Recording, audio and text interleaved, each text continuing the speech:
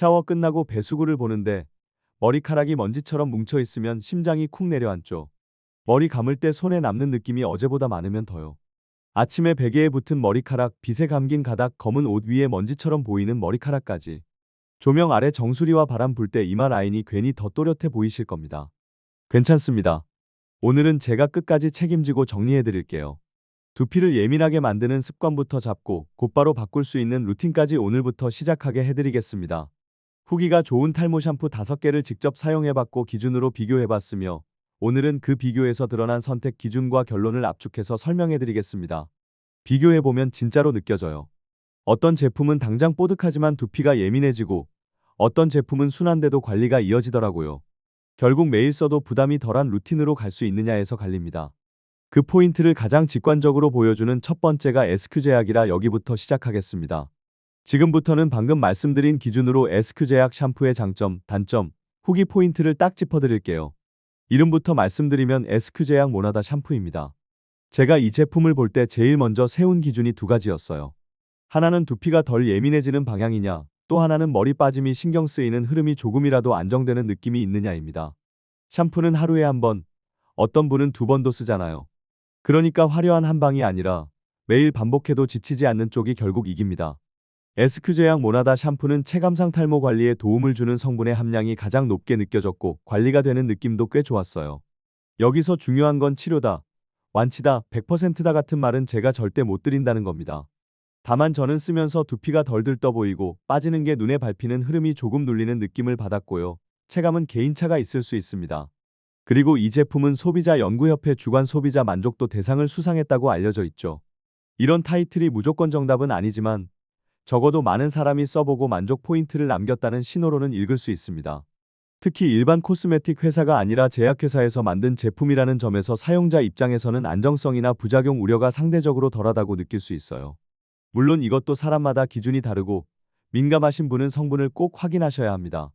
단점은 딱 하나, 지갑이 먼저 반응할 수 있다는 겁니다. 같은 용량 기준으로 다른 샴푸에 비해 가격이 5,000원에서 10,000원 정도 더 비싸게 느껴지실 수 있어요. 진짜로요. 장바구니에 담아놓고 손이 멈칫하는 구간이 있습니다. 그래서 저는 이걸 가치로 계산해 보시라고 말씀드려요. 매일 쓰는 루틴에서 내가 스트레스 덜 받는 선택인가, 그게 핵심이니까요. 이제 후기 포인트를 바로 짚어볼게요. 쿠팡과 스마트 스토어에서 후기를 가져왔습니다. 제약회사라 믿음이 갔다. 첫날부터 마음이 덜 불안했어요. 성분이 좋다라는 말이 그냥 광고가 아니네요. 자극은 덜한데 거품은 잘 난다. 그래서 매일 쓰기 편해요. 향이 좋다. 샤워가 끝나도 기분이 남아요. 거품이 풍성하다. 지문으로 마사지해도 거품이 꺼지지 않네요. 세정력이 좋다. 유분기가 덜 생긴다 느낌이라 아침까지 덜 번들거려요. 머리카락이 탄탄한 느낌이 들고 뻣뻣함이 덜하다가 같이 와요. 빠지는 양이 줄어든 느낌이랑 두피와 모발이 건강하게 케어받는 느낌이 겹치더라고요. 출산 후, 스트레스, 원형 탈모 같은 상황에서 관리에 도움이 된 느낌이라 추천한다. 꾸준히 쓰겠다 하셨어요. 나머지 4개를 돌려봐도 결국 답은 비슷하게 돌아오더라고요. 매일 써도 두피가 덜 예민해지는 루틴, 그 한 줄로 정리됩니다. 여기까지 들으시면 이런 질문이 올라옵니다. 그럼 이 샴푸만 쓰면 끝인가요? 아니요, 그건 오히려 함정입니다. 샴푸는 방향을 잡아주는 도구고 진짜 승부는 욕실 밖에서 나요. 그래서 지금부터는 탈모가 왜 더 신경 쓰이게 되는지 그리고 오늘부터 바꿀 수 있는 루틴을 현실적으로 꽂아드리겠습니다. 불안은 보통 아주 사소한 장면에서 시작됩니다. 아침 햇빛이 들어오는 각도에서 정수리가 더 비어 보이는 느낌이 들고 엘리베이터 조명 아래에서 가르마가 도드라져 보이고 바람이 불 때 이마 라인이 순간적으로 더 넓어 보이는 것 같고요. 그러면 손이 무의식적으로 머리로 가죠. 계속 만지고 올리고 눌러보고 사진도 찍습니다. 그런데 그 손끝 자극이 두피를 더 예민하게 만들 수도 있어요. 불안이 두피를 흔들고 흔들린 두피가 또 불안을 부르는 고리, 이걸 끊는 게 핵심입니다. 탈모를 방치하면 불편이 갑자기 확 커집니다. 머리 감을 때 손에 남는 느낌이 커지고 샤워 배수구가 더 빨리 막히는 것처럼 느껴져요. 조명 아래에서 정수리나 가르마가 더 비어 보이는 느낌이 들고요. 베개와 옷 위에 머리카락이 자꾸 눈에 밟힙니다. 검은 옷 위에는 먼지처럼 보이는 머리카락이 붙어 있어서 한 번 털고 또 털게 되죠. 이게 쌓이면 사람은 점점 거울을 피하게 되고 사진을 싫어하게 되고 바람 부는 나를 괜히 싫어하게 됩니다. 머리카락이 빠지는 문제를 넘어서 일상 자체가 좁아져요. 그런데 왜 이렇게 되는 걸까요? 단순히 머리카락이 약해서라고 끝내면 해결이 안 됩니다. 스트레스가 쌓이면 수면이 흔들리고 수면이 흔들리면 몸이 회복할 틈이 줄어들 수 있어요. 그 흐름이 두피 컨디션에도 영향을 줄 수 있고요. 밤에 뒤척이고 아침에 개운하지 않으면 두피도 같이 예민해지는 느낌을 받는 분이 많습니다. 두피는 피부입니다. 피부가 피곤하면 툭 하면 예민해지듯이 두피도 똑같이 반응할 수 있어요. 또 한 가지는 씻는 방식입니다. 자극적인 세정이 반복되거나 스타일링 제품 잔여물이 남거나 과한 열드라이가 계속되면 두피가 예민해질 수 있어요. 두피가 예민해지면 가려움이나 붉어짐이 생기고 그러면 손이 가고 손이 가면 더 자극이 되고 악순환이 만들어집니다. 이럴 때 사람은 더 강한 세정을 찾거나 갑자기 제품을 바꾸거나 며칠만 하고 결론을 내려버립니다. 그러면 계속 방황하게 돼요. 루틴이 자리 잡기도 전에요. 머리카락은 오늘의 결과가 내일 바로 찍히는 종목이 아닙니다. 그래서 단기 반응만 보고 흔들리면 내가 나를 더 흔드는 셈이 됩니다. 그래서 제가 제안드리는 방향은 단순합니다. 두피를 덜 흔들리게 만들고 머리 빠짐이 신경 쓰이는 흐름을 일상에서 조용히 눌러주는 루틴으로 가는 겁니다. 과장된 기적이 아니라 오늘부터 손이 바뀌는 방식으로요. 한 번의 결심이 아니라 반복 가능한 습관으로요. 샴푸는 두피 중심으로 하셔야 합니다. 모발을 비누처럼 비벼서 거품 내면 잠깐 뽀득할 수는 있어요. 그런데 그 뽀득함이 두피 자극과 연결되기도 합니다. 미지근한 물로 먼저 충분히 적셔주세요. 뜨거운 물은 순간은 시원하지만 두피를 더 건조하고 예민하게 만들 수 있습니다. 저는 적어도 30초는 물만으로 두피를 적신다는 마음으로 시작하라고 말씀드려요. 이 단계만 바꿔도 거품이 훨씬 안정적으로 올라옵니다. 그 다음은 거품입니다. 손바닥에서 먼저 거품을 충분히 만들어서 두피에 올려주세요. 샴푸를 두피에 직접 짜서 문지르는 습관이 있으시면 오늘부터만이라도 끊어보세요. 손톱 말고 지문으로 둥글게 천천히. 내가 지금 두피를 긁는지 마사지하는지 느낌이 확 다릅니다. 그리고 시간을 너무 짧게 쓰지 마세요. 두피에 거품이 머무는 시간이 있어야 잔여물도 풀리고 자극 없이 씻기는 느낌이 생깁니다. 헹굼은 생각보다 길게 하셔야 해요. 거품이 사라졌다고 끝이 아닙니다. 귀 뒤, 목덜미, 정수리, 가르마 사이. 잔여물이 남으면 그게 또 예민함으로 돌아올 수 있어요. 마지막 헹굼을 한 번 더 한다고 생각하시면 좋습니다. 물이 머리에서 떨어질 때 미끈거림이 남아있지 않은지 손가락 끝으로 확인해 보세요. 이 작은 확인이 다음 날의 두피 컨디션을 바꿉니다. 그리고 평가 방법도 같이 바꾸셔야 합니다. 오늘은 빠지는 느낌이 많았다고 해서 내일은 끝이다. 이렇게 판단하면 멘탈이 먼저 무너져요.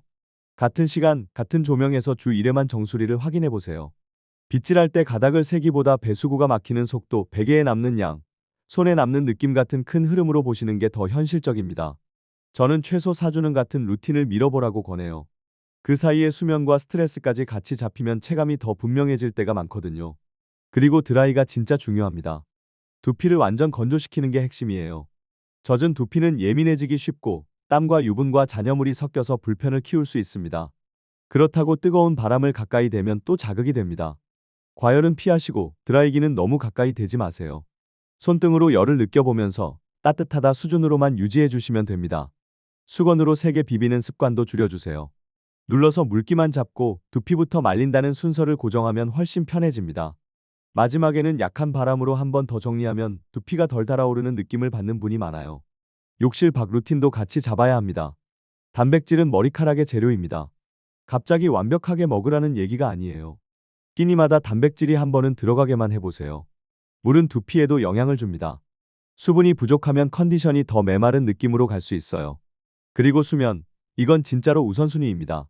잠을 줄이고 관리 제품을 늘리는 건 기름을 더 넣으면서 엔진 오일은 빼는 것과 비슷합니다. 스트레스도 그냥 마음의 문제가 아닙니다. 스트레스가 쌓이면 몸이 긴장하고 그 긴장이 회복을 방해할 수 있어요. 하루에 딱 10분이라도 숨을 길게 쉬는 시간을 잡아보세요. 잠들기 전에 휴대폰을 조금 멀리 두는 것도 좋습니다. 두피도 결국 몸의 일부라서 몸이 편해지면 덜 흔들릴 수 있습니다. 스타일링 잔여물 관리도 놓치기 쉬운 포인트예요. 왁스나 스프레이를 쓰셨다면 그날은 특히 헹굼을 더 신경 써야 합니다. 모자도 자주 쓰시는 분은 땀과 유분이 쌓이기 쉽습니다. 모자를 매일 갈아 쓰거나 안쪽을 자주 세탁해 주세요. 베개 커버는 생각보다 빠르게 오염됩니다. 머리카락이 자꾸 눈에 밟히는 분일수록 베개 커버를 자주 바꾸는 것만으로도 두피가 덜 찝찝해졌다는 이야기를 하세요. 빗도 마찬가지입니다. 빗에 쌓인 먼지와 잔여물을 그대로 두면 매일 두피에 다시 올리는 셈이 될 수 있어요. 주기적으로 씻어서 말려두세요. 잦은 염색이나 펌도 두피 자극을 키울 수 있습니다. 당장 끊을 수 없으시면 간격을 조금만 늘려보세요. 두피에 닿는 약재가 반복되면 예민함이 올라갈 수 있고 그 예민함이 다시 빠짐에 대한 불안으로 이어지기도 합니다. 그리고 시술 직후에는 열드라이와 강한 스타일링을 더 조심해 주시는 게 좋아요. 여기서 아주 중요한 안전장치 하나만 달아두겠습니다. 제가 드리는 내용은 의학적 진단이 아닙니다. 개인차가 있을 수 있고 체감이 다를 수 있습니다. 만약 두피 통증이 심하거나 진물이 나거나 갑자기 빠지는 양이 급격하게 늘었다면 혼자 버티지 마시고 전문가 상담을 권합니다. 그게 제일 빠른 지름길일 때가 분명히 있습니다. 마지막으로 오늘부터 딱 하나만 바꾸신다면 이걸로 시작해보세요. 샴푸할 때 지문으로, 미지근한 물로 거품 충분히, 헹굼 충분히, 그리고 드라이는 두피 완전 건조, 과열 피하기, 너무 가까이 대지 않기. 이 세 줄이 들어가는 순간 거울 아래에서 보이는 정수리의 불안이 조금씩 덜 흔들리기 시작합니다. 내일 아침 빛을 들었을 때 손에 남는 느낌이 어제보다 가벼워지는 날이 와요. 배수구를 보면서 한숨 쉬는 대신 내가 루틴을 잡았다는 확신이 생깁니다. SQ제약 모나다 샴푸가 그 루틴을 도와줄 수는 있지만 진짜 주인공은 여러분의 손입니다. 오늘 샤워부터 그 손을 바꿔보시죠.